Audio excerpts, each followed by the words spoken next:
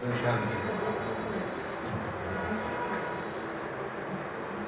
आप 5 घंटे से अनवरत काव्य साइबर में डुबकी लगा रहे थे और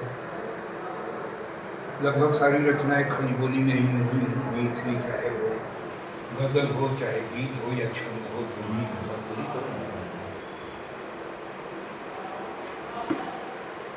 मैं आपको थोड़ा लोक की ओर ले जाना चाहता हूँ। क्या लोक में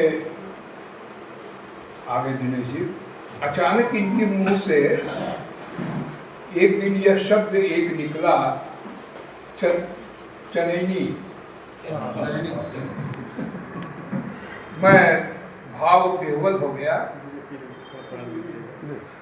और उस भावानुप्रवेश में घुसने की कोशिश की जिसमें अभी डुबकी लगा रहे थे रुद्र जी। देखिए, 2 रचनाएं ऐसी हैं जो 12 महीने गाई जाती हैं, आल्हा और चनैनी।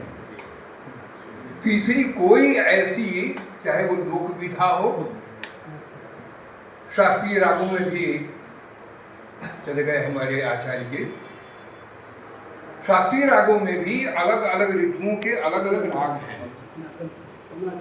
लोकगीतों में ये 2 लोकगीत हैं। मैं थोड़ी सी, चनैनी एक ऐसा लोकगीत है जो शायद ही बहुत कम लोगों, शायद ही लोगों को पता हो, बहुत कम लोगों को, रेयर केस में ये पता होता है। मैं लगभग 40 वर्षों तक ज्ञानानंद स्नातकोत्तर महाविद्यालय में लोक साहित्य पढ़ाता था। स्पेशल पेपर था और वो स्पेशल पेपर मुझको मिला हुआ था। तो और अचानक मेरे सामने लोकगीतों को मैं जब पढ़ाने लगा तो मेरे सामने चनैनी आई। नाम तो सुना था, नाम इसलिए सुना था कि अपभ्रंश साहित्य में लोरिकायन लिखा गया था और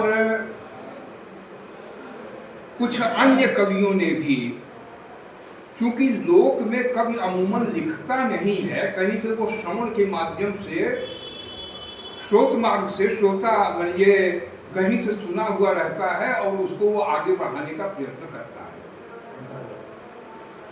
मैंने थोड़ा इसको और ध्यान से पढ़ने का प्रयत्न किया तो मेरे सामने लोकायन तो था ही, 2 उपन्यास मेरे सामने आए थे। एक पुनर्नवा और एक बाणभट्ट की आत्मकथा। ये दोनों आचार्य हृदय द्विवेदी की नहीं, वो उपन्यास है। बाणभट्ट की आत्मकथा हमारे पाठ्यक्रम में थी जब मैं एमए का विद्यार्थी था बीएचयू में, और पढ़ाते समय भी हमारे यहाँ विद्यार्थियों को ये उपन्यास था बाणभट्ट की आत्मकथा, मैंने पढ़ाया भी। उसने एक जगह मुझको और लंबे प्रसंग में लोरिक का पता चला और उसका विस्तार से, पुनर्नवा में उस लोरिक का विस्तार से वर्णन हमको यह मिला पुनर्नवा उपन्यास में। और चनैनी का जन्म दरअसल पुनर्नवा से नहीं हुआ, ध्यान दीजिएगा, पुनर्नवा तो बहुत बाद का उपन्यास है, लेकिन उस काल में जो 2 नायिकाएं थी, नायिकाएं तो उसमें कई थी, लेकिन 2 बड़ी प्रसिद्ध नायिकाएं हैं उस काल की, और 2 पुरुष बड़े लोकप्रिय, युद्ध कौशल में पारंगत और मगध सेनापति के रूप में विद्यमान थे उस काल में। लोरिक और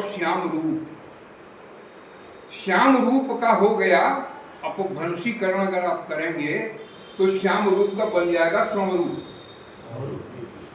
श्याम रूप का सामरूप बनेगा, सामरूप का समरूप। और लोरिक का असली नाम था गोपाल आर्यक। गोपाल आर्यक से अपभ्रंश में उसका नाम मिलता है, संस्कृत में उसका नाम मिलता है लौरिक।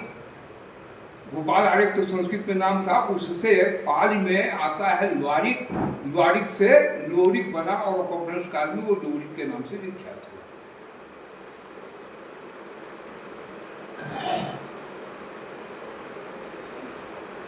जिस गुरु के यहाँ श्यामरूप और लोरिक को पढ़ने के लिए भेजा गया था, दोनों सगे भाई नहीं थे। एक ब्राह्मण पुत्र था जो श्यामरूप था, और ये आभीर सामंत का पुत्र था लोरिक, उसका नाम था गोपाल आर्यक, लोरिक और लोरिक ऐसे बना। तो जिस गुरु के यहाँ ये अध्ययन करते थे, उनके यहाँ बड़े साधु प्रकृति के थे, बड़े संत थे। उस हलद्वीप जिसको आज हम बलिया कहते हैं, बलिया के आसपास का जो पूरा का पूरा क्षेत्र है, उसको हलद्वीप कहते हैं। और उस हलद्वीप में, हलद्वीप की एक नृत्यांगना थी, उसका नाम था मंजुला। तो ये जो गुरु जी थे वो कुलूत राज्य के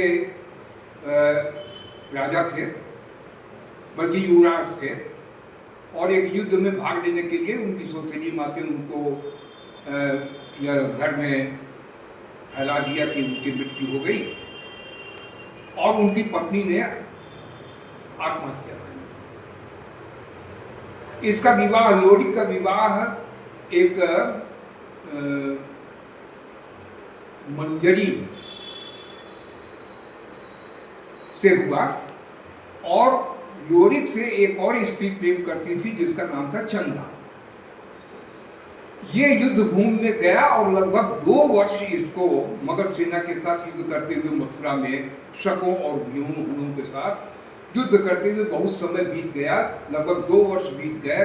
और ये यद्यपि इसकी जो मंजरी की एक पुत्र था वो तो थोड़ा बड़ा हो गया था, लेकिन यह ब्याही तो जरूर थी, लेकिन पति ने घर से निकाल दिया था और ये इसके प्रेम में पड़ गई थी लोरिक के।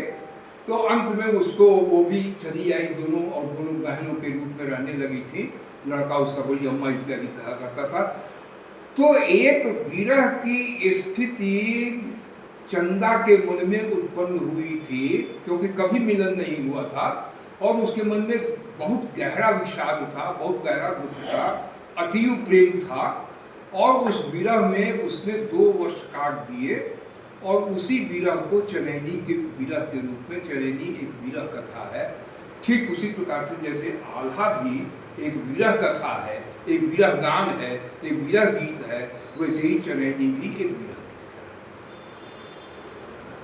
मुझको यह सब बहुत पूरा विस्तार से मालूम नहीं था, बाद में अध्ययन किया, और मुझको कहीं चनैनी का कोई उदाहरण नहीं मिला था। मैं बड़े धर्म संकट में कहीं कोई उदाहरण नहीं मिला था किसी भी पुस्तक में, क्योंकि वो तो लोक विस्तृत था, केवल वो एक कानों से दूसरे कानों में फैलता था। तो मेरे कान में कहाँ से आए? मैं शहर का निवासी, मेरे कान में कहाँ से आए? तो मैंने लड़कों से कहा, जो मेरे छात्र थे, उनसे मैंने कहा कि तुम चनैनी का संग्रह करो और मुझे ले आकर के दो, मैं उसको देखना चाहूँगा। उन लड़कों ने चनैनी का संग्रह किया, मेरे पास आया, मैंने उसका मीटर देखा और मैंने एक गीत लिखा। उसकी कंपोजिशन मेरी अपनी तैयार की हुई है, मैंने उसका कहीं सुना भी नहीं है चनैनी। मैंने केवल वही जो गीत मैंने लड़कों से संग्रह करवाया था चनैनी का, उसी चनैनी के मीटर के आधार पर मैंने एक गीत लिखा।